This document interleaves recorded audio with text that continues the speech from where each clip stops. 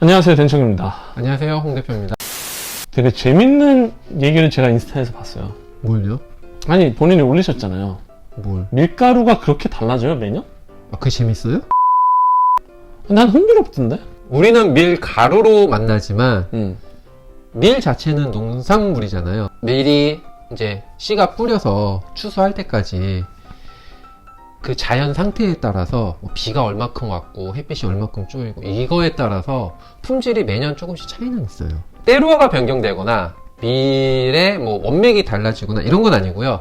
원래 항상 쓰던 똑같은 것들, 똑같은 때루아의 똑같은 밀들이 똑같은 땅이랑 똑같은 품종을 그렇죠. 썼는데 했는데 환경적인 영향으로 인해서인지 뭔지 모르겠지만 그 밀을 추수해서 실제로 숙성을 시킨 다음에 테스트를 해보니 약간 수분을 이제 잡아주는 가수율이 조금 떨어졌어요. 그리고 약간 반죽을 했을 때 수분이 다 흡수가 안 되고 살짝 찰락찰락하고 좀 끈적끈적하게 달라붙는 성질이 있고, 대신 그런 건 있어요.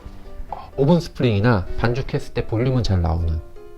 근데 그게 매년 이렇게 달라요? 원래 매년 이렇게 드라마틱하게 달라지진 않아요. 근데 이번엔 유난히 좀 많이 달라진 거예요? 네, 뭐 수분율은 한 2~3% 줄이는 걸로 이제 포르쉐 쪽에서는 얘기를 하고, 뭐 르방을 줄 때 한 10% 정도 밀가루를 더 주는 거를 추천을 했는데, 이제 이렇게까지 크게 차이는 나진 않지만 그래도 조금씩은 차이가 나죠. 그럼 올해 왜 차이가 나는지는 모르고? 일단은 보통 얘기하는 게 강수량이라든지 일조량에 따라서 그 농산물 같은 경우는 이렇게 차이가 나거든요, 매년. 그러니까 우리가 맨날 먹는 수박 뭐 이런 것도 있잖아요. 매년 먹잖아. 수박, 복숭아, 딸기. 근데 항상 작년에 맛있게 먹었던 그 맛이 아닌 경우도 많잖아요. 있죠. 그래서 그거랑 거의 비슷하다고 보시면 돼요. 농산물은 스펙 관리가 사실 그렇게 되기가 쉽지가 않아요. 그러니까 제가 이게 흥미롭고 재밌다고 했던 이유는 뭐냐면, 저희가 보통 시중에 나오는 밀가루는 매년 그게 달라진다고 해서 매년 분명히 다를 거 아니야, 다른 데도. 근데 그거를 뭐 이렇게 해라 저렇게 해라 하고 지침이 바뀌어서 나오진 않잖아. 안 나오죠. 예를 들어서 뭐 국내 뭐 유명한 밀가루들이 올해 밀가루는 이렇게 다르니까 이렇게 조절하세요 라고 지침이 나오진 않잖아. 않죠. 근데 이게 포르쉐는 매년 어느 정도는 바뀌는. 그러니까 매년 테스트를 해서, 그러니까 테스트를 매년 한다는 얘기잖아. 매년이 아니라 매 롯도 해요. 1년에 내가 추수를 이만큼을 했잖아요. 그러면은 처음에 이제 밀을 그대로 처음부터 다 재분을 하는 게 아니라 밀을 가지고 있다가 숙성을 시킨 다음에 한 3개월, 6개월 후부터 이제 그걸 통해서 재분을 하거든요. 그럼 재분을 매번 할 때마다, 그러니까 매일매일 재분할 때마다 조금씩 어쨌든 밀이라는 게 뭐 같은 농장에 이만한 밭이 있으면 이번에는 이만큼 거 가져오고 이번에 이만큼 거 가져와서 하는 거 아니에요. 그러니까 로트 번호를 매겨서 그 로트에 따라서 매번 샘플을 남겨뒀다가 테스트를 하죠. 그랬는데 이게 드라마틱하게 바뀌면 이렇게 그렇죠. 공지를 해주는 거죠. 공지를 해주는 이렇게 거죠. 바뀌어서 해라. 근데 되게, 그러니까 그 얘기가 흥미로웠다고 한 거는 되게 철저하게 하는구나, 이거를. 그렇죠. 왜냐면 다른 밀가루들도 사실 뭐 국내 시판되는 국내 밀가루들도 분명히 매년 다를 텐데 그렇죠. 그렇게 공지하고 이렇게 바꿔서 해라라고 나오는 경우는 전 못 봤거든요. 저도 못 봤어요. 국내에서 유통되는 강력분 같은 경우는 여러 농장의 여러 그런 것들을 가지고 굉장히 곱게 갈잖아요. 그러니까 품질 차이가 뭐 그렇게 매번 이렇게 크게 차이가 날 크게 수가 없죠. 나지 않는구나. 평균에 수렴을 하죠. 어쨌든 항상. 왜냐면은 농장도 여러 농장, 나라도 여러 국가 거, 뭐 터키 거, 캐나다 거, 호주 거 다 원맥을 가져다 쓰니까.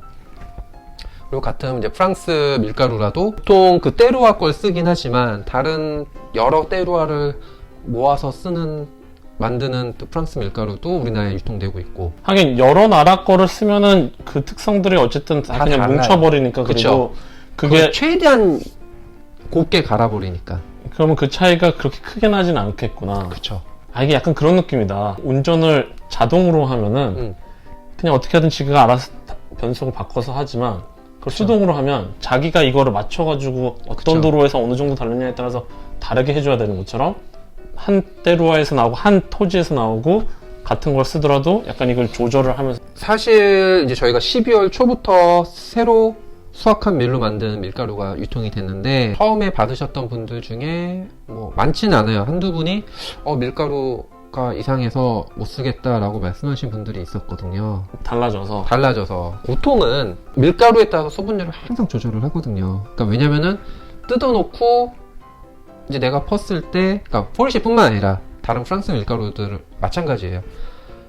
그러니까 내가 보관하는 상태나 날씨에 따라서 현장 환경에 따라서 이게 다 달라지기 때문에 뭐 수분율, 반죽 상태 이런 것들을 다 항상 체크를 해야 되거든요. 레시피를 한번 잡아놓고 거기서 하나도 안 바꾸시는 분들은 별로 없는데, 이제 현장 경험이 좀 부족하신 분들이나 레시피를 바꾸고 싶어 하지 않으시는 분들은 여기서 조금만 틀어줘도 이제 느끼시는 거지. 너무 크게 느끼시는 거죠. 장은철 셰프님 뿐만 아니라 다른 저희 셰프님들 같은 경우는 일반적으로 밀가루 반죽 상태 보고 거기서 수분줄을 줄였다 높였다 하면서 다시 항상 맞추세요. 매일매일. 그때그때 상황이랑 환경에 따라서 달라지니까. 그렇죠. 그러니까 같은 롯데 밀가루, 예를 들어서 내가 월요일날 50호를 받았어. 그럼 월초부터 쭉 썼을 때 월요일날 쓴 밀가루하고 말일날 쓰는 밀가루하고 보관하는 환경에 따라서 달라지니까. 퀄리티가 달라질 수 있는 거죠. 특히 장마철 같은 경우는 특히나 달라지죠.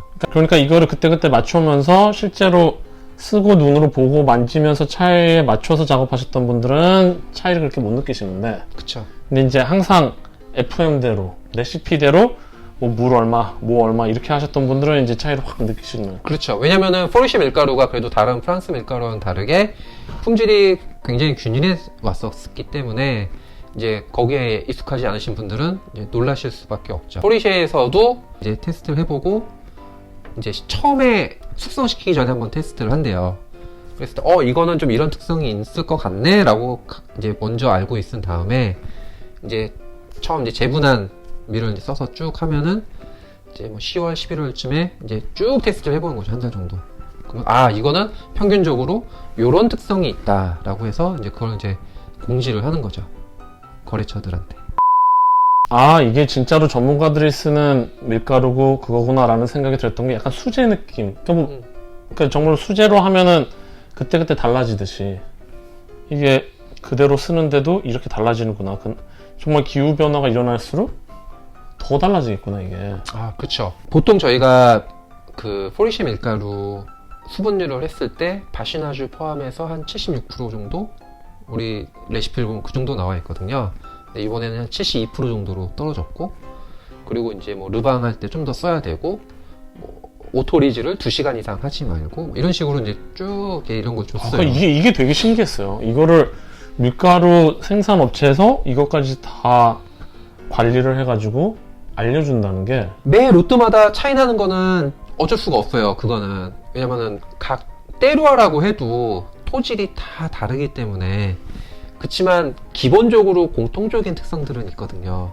그렇기 때문에 이런 세세한 정말 미묘한 차이는 특별하게 공지를 안 해주지만 이 정도로 차이가 나면. 그죠. 사실 뭐 수분율 3, 4%, 2, 3% 차이는 작은 차이가 아니기 때문에 그래서 그렇게 얘기를 해주는 거고, 특성이 조금씩 변경해요. 컬러도 좀 더 진하게 나오고, 그 다음에 텍스처, 외관 텍스처도 더 예쁘게 나오고, 뭐 볼륨도 좋고 맛도 좋아. 근데 약간 반죽이 전과 다르게 좀 질척거려.